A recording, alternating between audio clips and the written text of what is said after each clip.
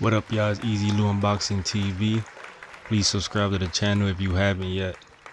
And hit the bell icon so you can be notified every time I drop a video. Erickson Lubin, he had a fight this weekend against Terrell Goucher, and it was the winner was gonna become the mandatory for the WBC. So Erickson Lubin won. So he's a mandatory for Charlo's for Charlo. But you know Charlo has that fight coming up with Rosario. So basically Erickson Lubin is the mandatory for the winner of that fight. And you know, if Charlo gets past Rosario, this would be Charlo and Lubin's second fight, because you know the first fight, Charlo he clipped Lubin in the first round and knocked him out and shit. And like Ruben, he knocked him down, and he was knocked out cold, but he knocked him down, and he was not 100%. He was not focused. He was, like, you know how wobbled and all like discombobulated and just knocked down. He was on the floor, and he was trying to get up. Like his mind and his heart was something to get up, but his body was just, he had his arms up in the air trying to fight himself to get up. But he said he could have kept going, but nah, he wouldn't have kept going, because he got up on his feet. But that 10 count, after he would have got up on his feet and the ref would have checked him, if the ref would have let him like keep fighting, Charlo was going to end it right there anyway, because he was not in no good condition at all. Because even, like I said, when he got up, he was still wobbled, and Charlo would have got him out of there. So yeah, so this would be a rematch for them if Charlo gets past Rosario, like I said. But yeah, this Erickson Lubin and Terrell Goucher fight, it was a good fight. It was a good fight. It was a chess match. I had Lubin winning because I'm a fan of Lubin. I had Lubin winning most of the rounds. And yeah, Goucher, he I don't know, at points in the fight he ain't look confident, like he knew he can beat Lubin. Lubin looked confident. Lubin, he was working the jab. He was boxing. They were both boxing. It was like a chess match, but Lubin was just, you could tell he just had more and more the confidence, and with his game plan, knowing that he had the ability to beat Goucher. Goucher was there, like I said, he was real hesitant. It's like he was just waiting on an opportunity to get lucky or something. Like, I don't know, he just didn't look, to me, this is my opinion, he just didn't look like he was confident, like he was gonna beat Lubin. But Lubin was, he was doing his job, he was working. As the fight went on, Goucher started coming on a little and getting more and more confident and trying to take little chances here and there. And he actually hurt Lubin in the 10th. He hurt Lubin, he wobbled him, and he started coming in and doing work on Lubin. But Lubin, I think he held him for a little while. He held him up.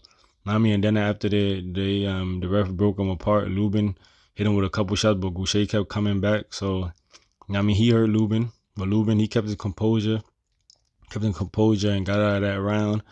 And then as the fight went on, Lubin ended up catching him with a right hook in the 12th, and he hurt Goucher. But and by that point, Lubin was already up in the fight, so it's not like it was a close fight. Like I said, like Goucher was real hesitant the whole fight. Like he wasn't. It didn't seem to me, my opinion, again, this is my opinion, he didn't seem like he was confident that he was gonna beat Lubin. So yeah, but Lubin, he hurt Lubin in the 10th, but Lubin came back and he hurt Goucher in the 12th, and Lubin was already up by that point. By the way I had it, yeah, Lubin was already up. So yeah, this was it was a good fight. It was a good fight. It wasn't the most exciting fight in the world. And it's yeah, it wasn't the most exciting fight in the world, but it was a good fight. Lubin did his job. So like I said, he's the mandatory for the WBC now. So if Charlo gets past Rosario, it'll be him and Charlo. It'll be a rematch for that. Or if Rosario comes out of that fight and he wins, he beats Charlo, it'll be Lubin versus Rosario. So we're gonna see what's up. But I don't know. It's I don't know, the way like they be picking the ranking sometimes it's kind of weird, because I know Harrison, he just lost to Charlo. Charlo got his belt back, but like how far did Harrison drop in the rankings? I need to look at the rankings. I haven't looked in the rankings in a couple of weeks, but I don't know, because I could have sworn a couple months ago that they were talking about Lubin and Harrison fighting maybe. So I don't know, but now Lubin is just the mandatory for the WBC. Like I don't know, the way they be doing this shit sometimes, it just real confusing sometimes.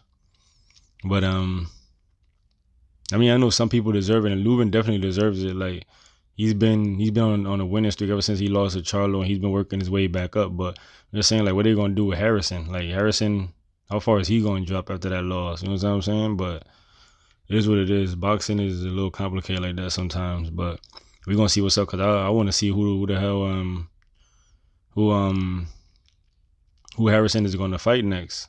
Cause like it's a lot. I mean, I haven't heard about what J Rock is doing. Cause at first J Rock was saying when J Rock first lost to, remember, J Rock took the belts from Jared Hurd. I mean, then J Rock lost to the Rosario, but right after the fight, like when I'm talking about, like when they were in the ring and the commentator was asking him, he was like, yeah, they have a rematch clause, and he was gonna activate it. And I don't know, it seemed like I don't know. I think he was just saying that because now you look like, I don't know. You look back at it now, it looked like he was just saying that just because they were asking him, and he was just saying that shit because he was in the ring. But he probably don't have confidence in beating that boy, because like them hits he was catching J Rock with, you can tell even from the first hit. When he first heard him, I was like, I can tell it's gonna be over by the way J Rock reacted to this shit. Like you can tell. So I don't think he want to get in there with boy that quick right now, and that's why he probably didn't activate them rematch clause. I don't think. But yeah, I want to know what J Rock and Harrison and all these dudes and Jared Swift heard. Like I haven't heard from him. Like what is his plans? Because supposedly he was going to activate his rematch clause with J Rock, and he never did it either. So it's like, what them other dudes doing? Like I want to see what's up, because 154 is stacked. There's a lot of good fighters there, but yeah, we gonna see what comes of it. But yeah, as of right now, Lubin, he's the mandatory for the WBC, so he's Charlo's mandatory right now. But like I said, Charlo has a fight with Rosario, so basically he's the mandatory for the winner of that fight. So we gonna see what's up, because Charlo fights next weekend. So and I'm sure they're gonna if he wins or Rosario wins, they're gonna ask him about. They should ask them about Lubin. So we gonna see what's up, man. But it's Easy Lubin Boxing.